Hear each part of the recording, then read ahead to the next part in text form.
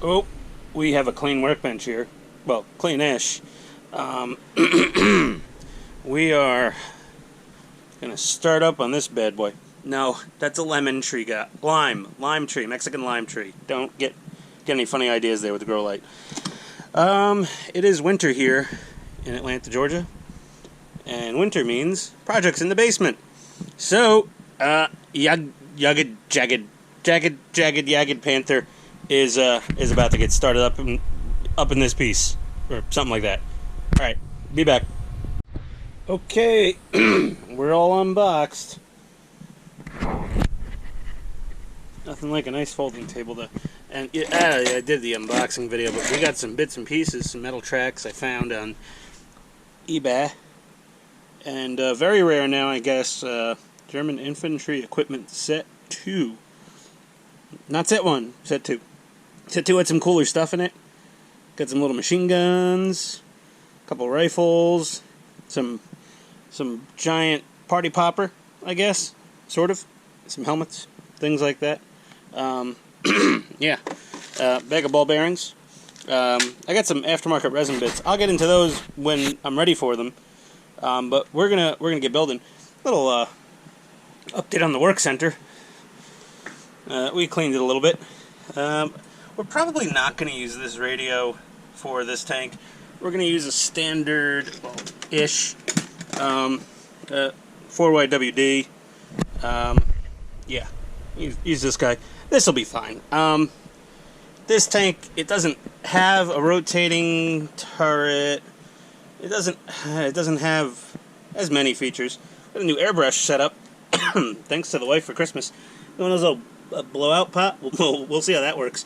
And then we got this new Master Airbrush TC40T. It's pretty friggin' spiffy. It's got the tank in it. It's a damn vast upgrade compared to the old TC20 I was using.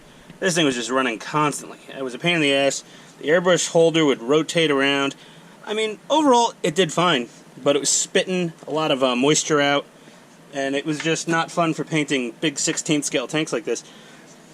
So this was left over from a party, one of those little piece of paper holders. It just says, "Hey, you know, the food's on this table, idiots," or "Welcome to our reception." It's a great manual holder. I mean, look at that damn thing. It's perfect. So we're gonna just put that right there, and if my eyes hold up, I'll keep it there for the build. That'll keep it out of the way and keep it nice and clean, keep you from dripping crazy glue on it and all that stuff. Charging up the gentle drill gun. Not much torque in this guy. You could still strip out plastic stuff, but it's the twisties, you know, all the motions of the wrist, they get a little more difficult with age. Enough BSing though. We're gonna start on the lower chassis tub and all the metal bits and suspension. This looks like it's going to be just a breeze. It's just gonna go together like nothing. It's gonna be like Lego, I'm sure. Not. Okay, BRB. Oh, been a bit of a hiatus here. You know, we had holidays coming up and work was busy and all that. We're doing the standard thing here. We got the A, B, C, D, E. We only had A, B, C, D hardware bags. Then we got the bushings, my aftermarket bearings, metal bits and pieces, and again, good idea. Saw it from someone else on YouTube, but definitely works well. We're gonna start the building. Did I have a semi-pro tip for anyone? Nope, no pro tips. I'm out of tips for now. Sorry. Okay, we'll be back with some kind of progress. Oh, welcome back. I just unpacked many things that I can drop. We've got suspension arms. And we've got our little torsion springs. Look at those. They're just little flat pieces of shiny metal. And yes, you for to stuff it into the hole in the slot. And I watched this on Andy's Hobby headquarters. It did not look fun, people. But yeah, we're gonna get her done. And I'm not even gonna bother. I mean, the tutorial. Okay, look. Once I get one size done, and I I look convincingly good at it, then I'll show you ones or two at the end when I've mastered it. Because the first 10 or 15 of these is just going to be a bunch of cursing and spitting and complaining, probably dropping things on the floor and scrambling about. But yeah, so they're going in. Let's get this thing going here. Alright, well, to say putting this together is about as easy as singing Bohemian Rhapsody a cappella at your wedding with no practice would be an understatement. Overstatement? Okay. Before I get committed to the insane asylum, not insane asylum, mental health facility, that's what we call it these days, I believe, or an inpatient treatment program of some form. These little buggers are difficult to get in. The tolerances are very tight, because Tamiya has tight tolerances. Tight. It's not all loosey-goosey like some of the Chinese thing. Hang on. No. Okay. Torsion bar goes into the hole, and then you put it into the slot, and then that's where the fun begins. So you get in the hole. I'm trying to keep my fat hands out of the framing here. No, there's no way that's... Okay. So she's in the hole and in the slot. My lighting is... Oh, this thing's so reflective. And then we take one of our little torsion arm guys, and we get her in, okay? And we get the little slot in the arm, just grabbing onto that torsion spring. And then we rotate. Okay, you see, I just did a bunch of these with no problems. And now we're doing it. Okay. So we get that in the slot and we rotate it until it starts dropping in. Okay? And now we push it in as far as we can. And then we give up, and we curse. And we wonder, how the hell are you supposed to do this? Am I supposed to grease it? Should I sand something? They tell you not to paint the insides of those things for a reason. There's not even an ant's ass hair worth of clearance, basically. Just take up plastic tool of some form and just tap it, tap it, tap. Tap it, tap, tap, tap. This just worked perfectly. Tap, tap, tap. Tap, tap. There we go. She's in. Uh-oh. No. Oh, Jehovah. Houston, we have a small problem. Heh. I bent the stupid enter. Shoot. Alright. Oh, crap. Be right back.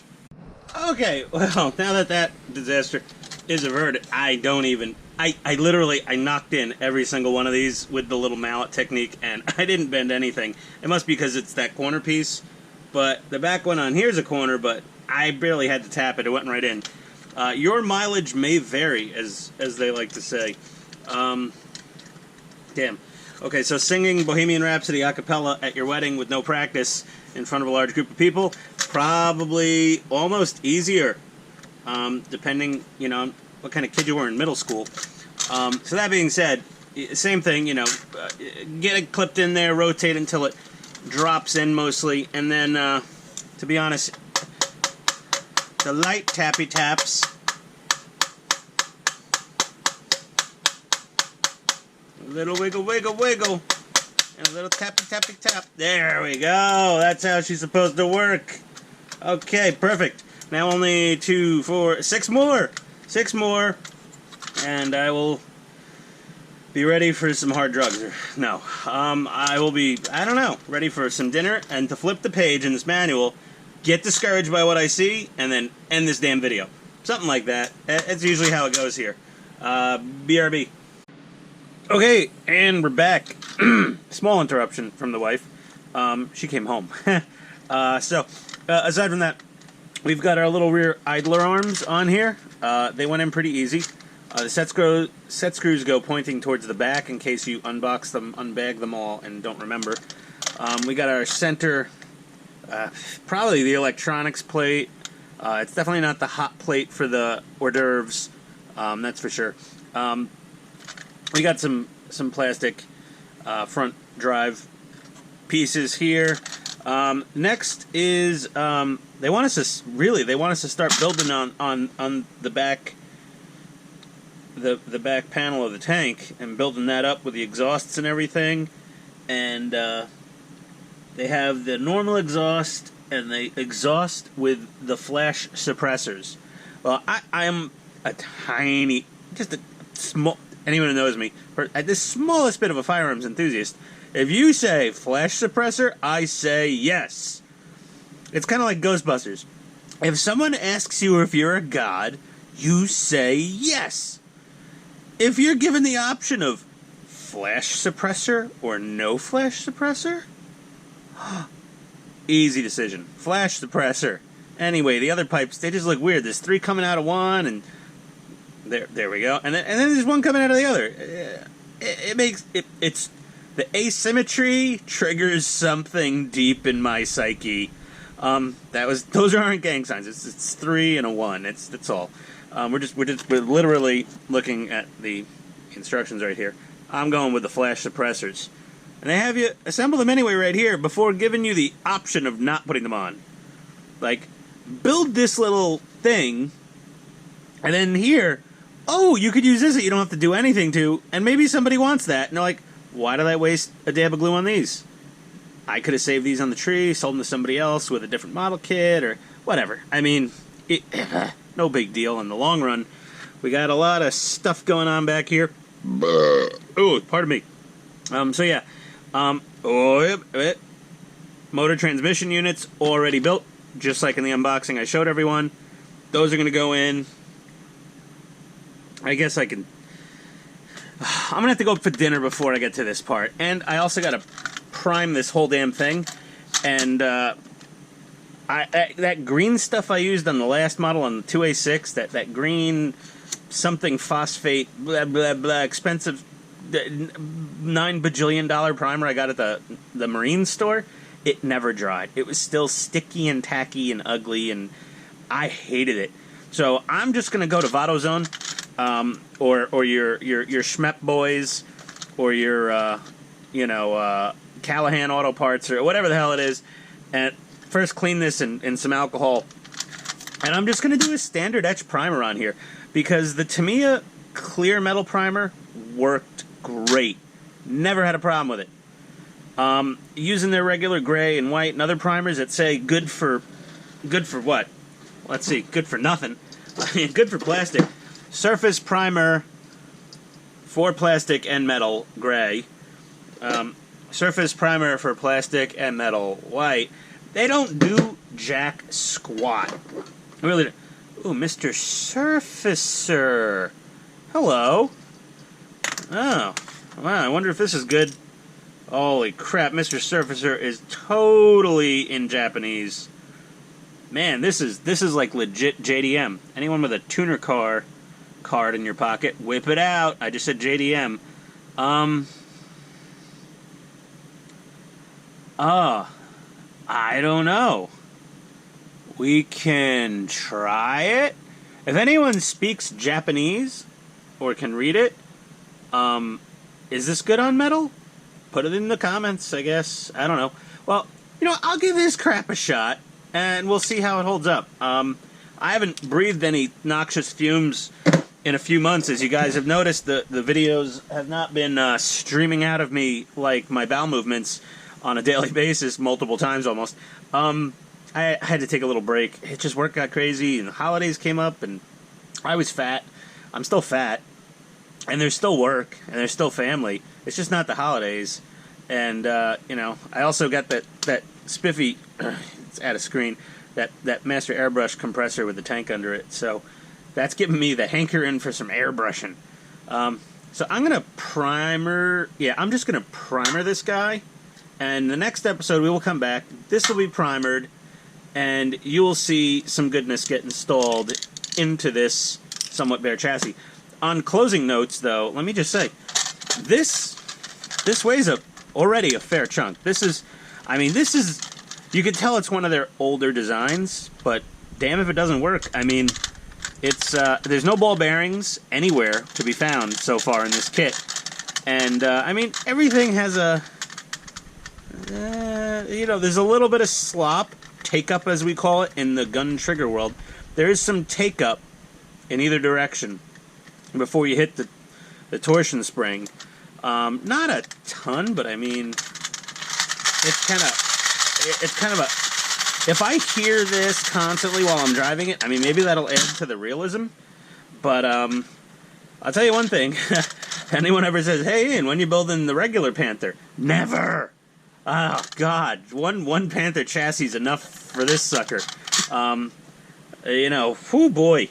After this, oh, I don't know. I wonder if the JS2 has the same suspension, because I'm all, like, hankering for the Russian JS2 build.